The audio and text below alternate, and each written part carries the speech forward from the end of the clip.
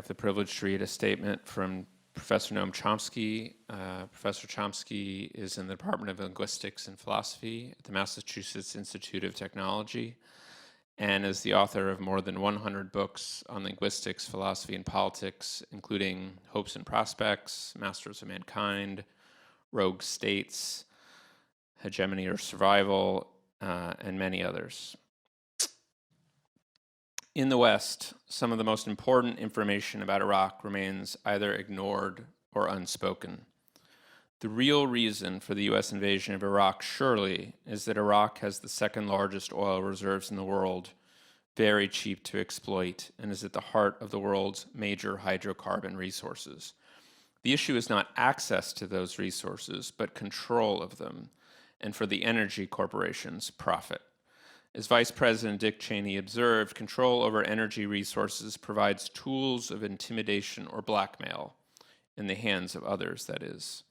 The invasion of Iraq was undertaken with the expectation that it would probably enhance terror and nuclear proliferation, as it did, far beyond what intelligence agencies and specialists had predicted.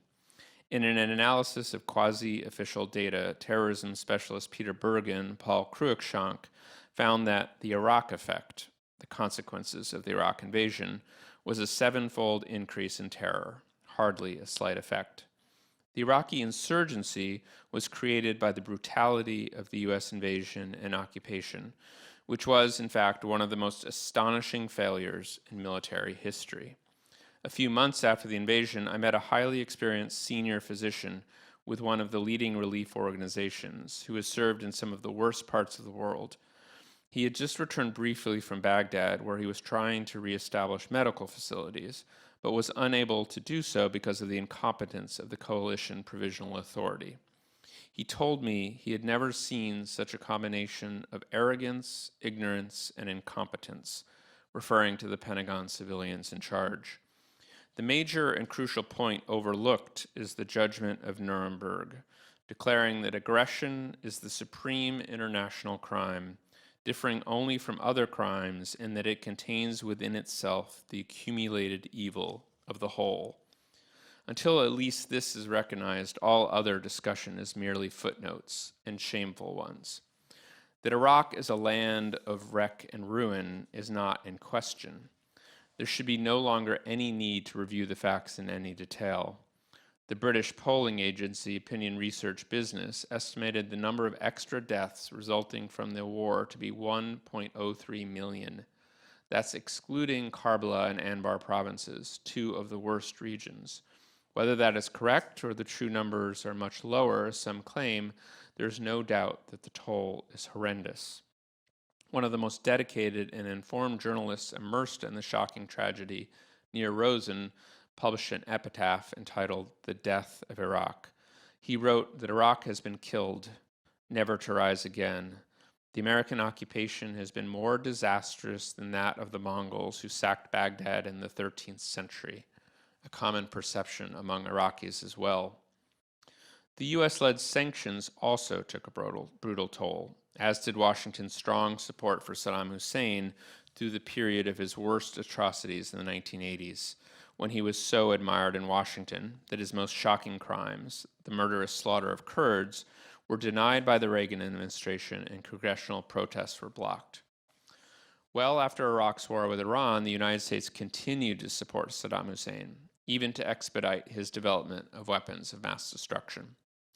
Though the wreckage of Iraq today is too visible to try to conceal, the assault of the new barbarians is carefully circumscribed in the doctrinal system, often with the agency deliberately obscured, and almost always excluding the horrendous effects of the Clinton sanctions, one of the great crimes of the last decades of the millennium, including their crucial role in preventing the threat that Iraqis might gain control of their own country, sending Saddam Hussein to the same fate as Nicolae Ceausescu, Ferdinand Marcos, Suharto, and many other monsters supported by the United States and United Kingdom until they could no longer be maintained.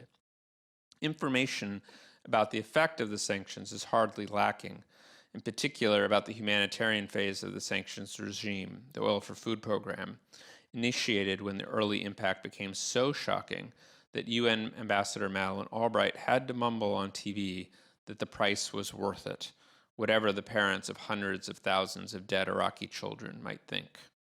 The humanitarian program, which graciously permitted Iraq to use some of its oil revenues for the devastated population, was administered by highly respected and experienced UN diplomats who had teams of investigators all over the country and surely knew more about the situation in Iraq than any other Westerners. The first administrator, Dennis Halliday, resigned in protest because he found the policies to be genocidal. His assessment of the sanctions he administered is that they were intended, designed, and sustained to kill civilians, particularly children, and that over 1 million people were allowed to die directly due to the impact of UN sanctions. Halliday's successor, Hans von Spanek, resigned 2 years later when he concluded that the sanctions violated the Genocide Convention.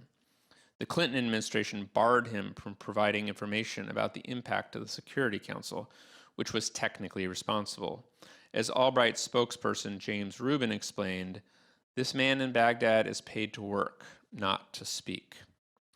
None of this can ever be mentioned, even in passing, by those who strike heroic poses about the alleged genocides perpetrated by official enemies, while scrupulously avoiding or denying our own crimes, a form of depravity that is not unusual among sectors of educated opinion.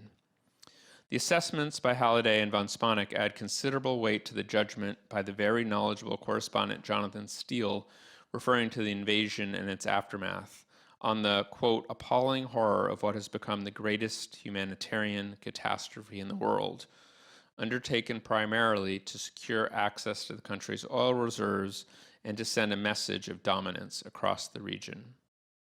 For Americans, then, one urgent task is to work to change the domestic society and culture substantially enough so that the reasons why the war began and is pursued, and the actions that should now be taken, can at least become a topic for serious discussion.